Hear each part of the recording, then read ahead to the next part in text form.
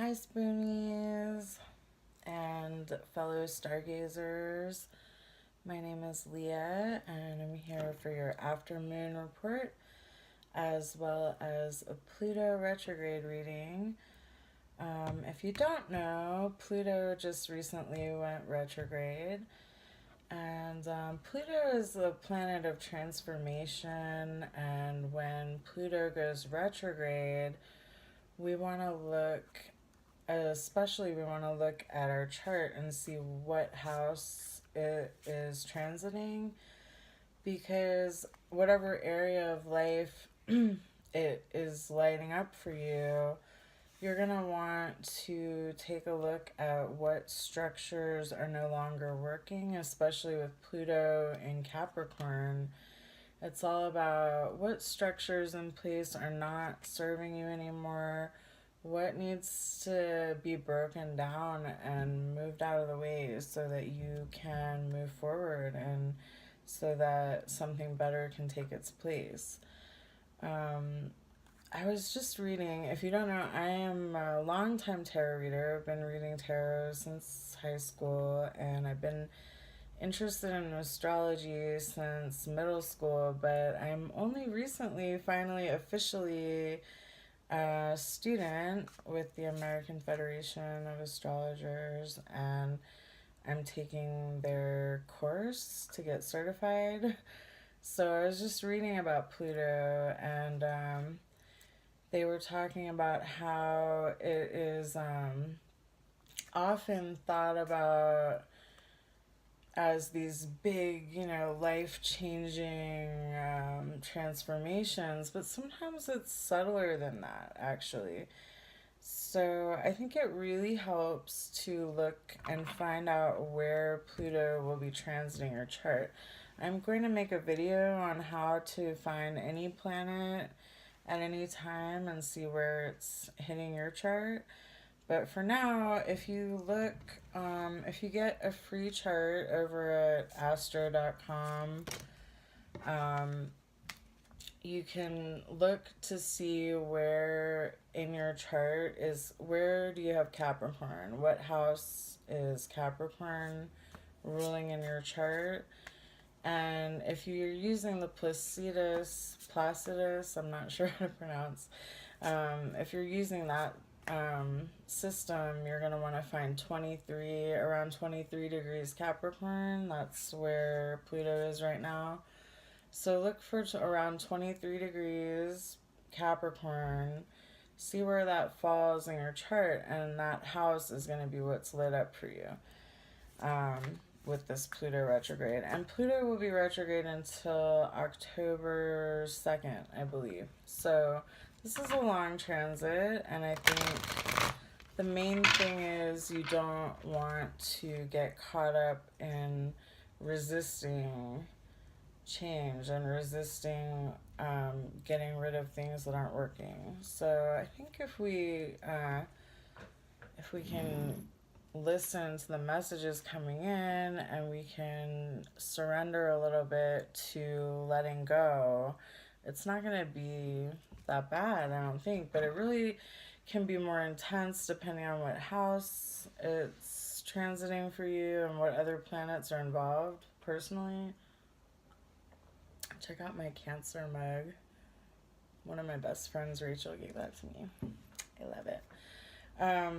Anyway, I'm going to pull cards for each sign, and I will put a timestamp down below so that you can fast forward to your sign. I'm going to just ask, what are we transforming? What is some guidance to help us through... Ooh. to help us through this transit, and what can we expect at the outcome of this transit. So I'm going to pull about 3 cards for each sign, so you can fast forward. I like to start with whatever sign the sun is in, so we're going to start with Taurus and go on from there. And I will just keep an eye out because I'm going to post a video on how to find stuff. I think it's really empowering to learn how to find these planets on your own, because then if you know something is going on, like say there's a Mercury retrograde, you can look up where Mercury is transiting your chart personally, and you can kind of get a feel for what astrologers are doing, you know?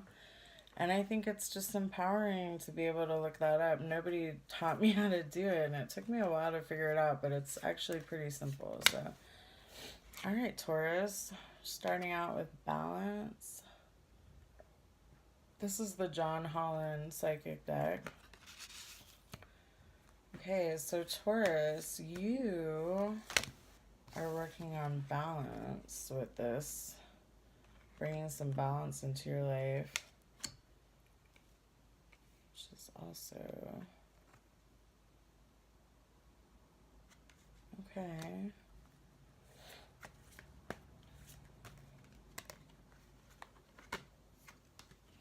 All right.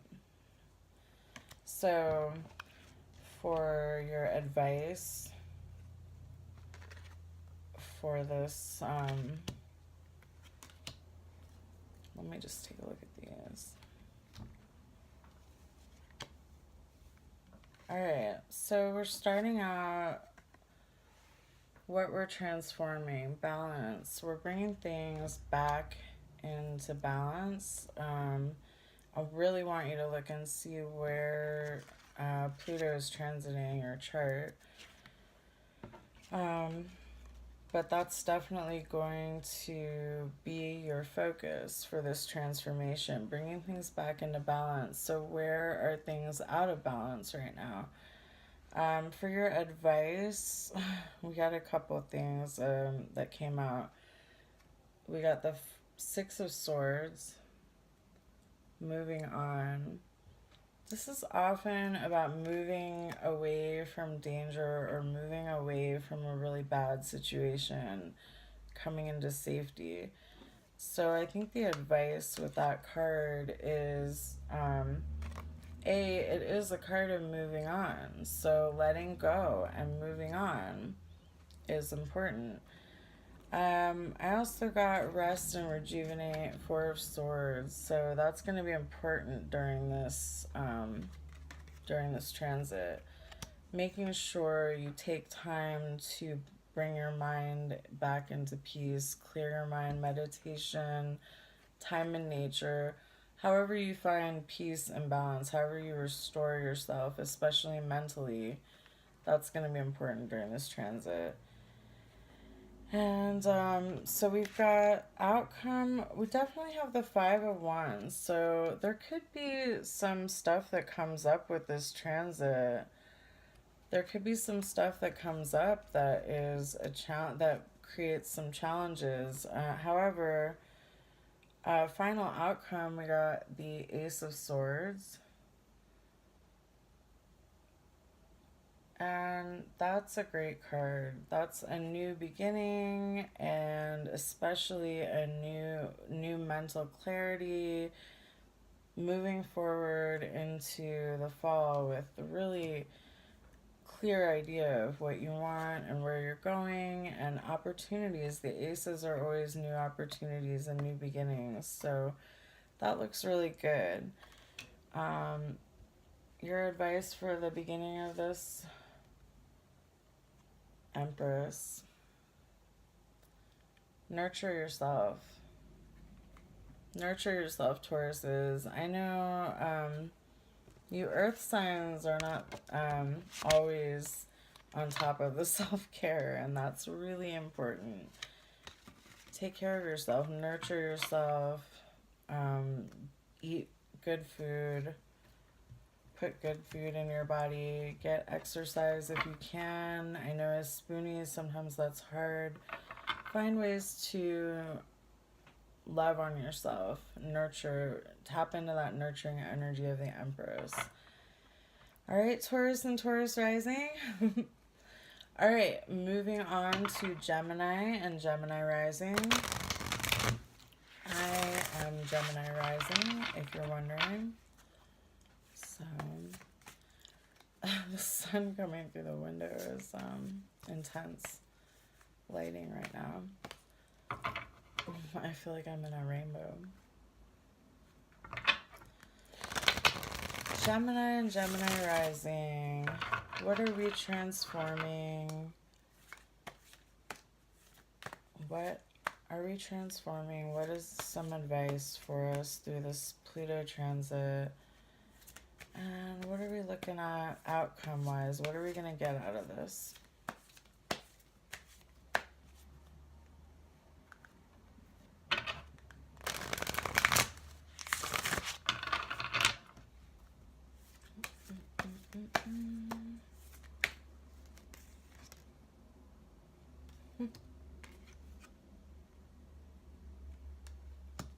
Okay.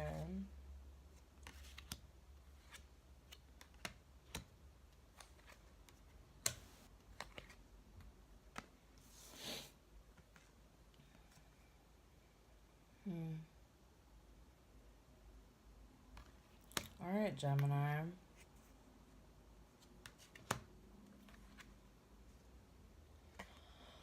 All right. Just checking the bottom. And the top. All right. So what are we transforming? This is interesting. I got the Three of Cups and Two of Wands reversed. So what I'm thinking transformation-wise, you know, as Gemini or Gemini rising, this Three of Cups element in our lives is really important because as Gemini rising and Gemini, we have to communicate. We need that social interaction, that intellectual stimulation. So I see some transformation in that area actually.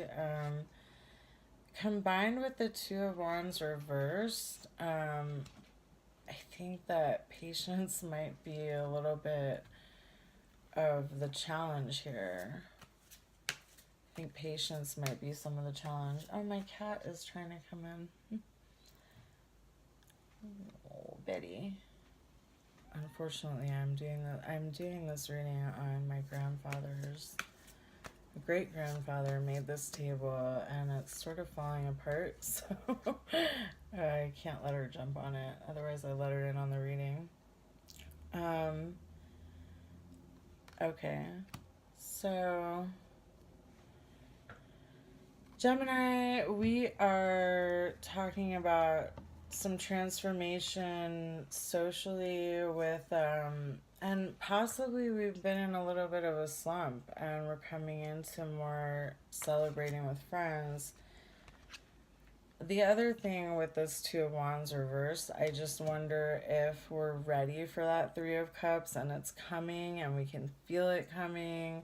And I wonder if that's a little bit of it is, you know, come on, I want that action. The Two of Wands reversed is like the action is kind of halted. You got to make a decision. You're going to have to make some decisions. And I wonder if a little bit of that has to do with the people in your life with that Three of Cups. Are there some people that you have around you that maybe are, you know, there might be some transformation in the friend group. Advice during this time, we got the third eye chakra. Use your intuition. Listen to your intuition. Take a deep listen. Truth. So there's definitely, destiny. I think that there's going to be some pretty big revelations during the next few months, until October. So keep your third eye open. Listen to your intuition as the guidance here, and also follow the truth. Look for the truth, and don't hide from the truth. That's important. Outcome, we've got the universe, which is the world and the traditional Tarot, we've got the Six of Coins, moving into a better place financially. And with the world or the universe in this deck, I like to think of it as, you look at the world as as a globe. It's constantly spinning, and on top of the spinning, it's moving around, and we're kind of on that spin, and so things are constantly changing. And I feel like when the world comes up, it's, if you've been at the bottom, if you've been in the kind of shadows and the shadow work, it's coming up to the top now, I think that's a nice thing. And the card that fell out, Ace of Cups. So definitely new friendship, new relationship, even new love coming in. The opportunity is there. So that's a nice little outcome of all of this. I think when we look at our social lives and the people in our circle, the people we let in, we can, if we clear out, because we look at who we're giving our energy to. If we clear out people who are just not, it's not balanced, or that are, succubuses, just taking too much energy from you, where the give and take is not even.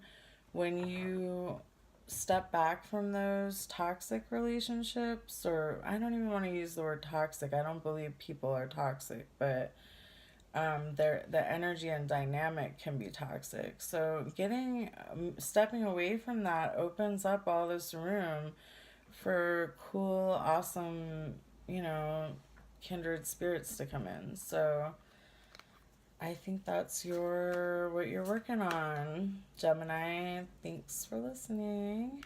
We're going to move on to Cancer and Cancer Rising.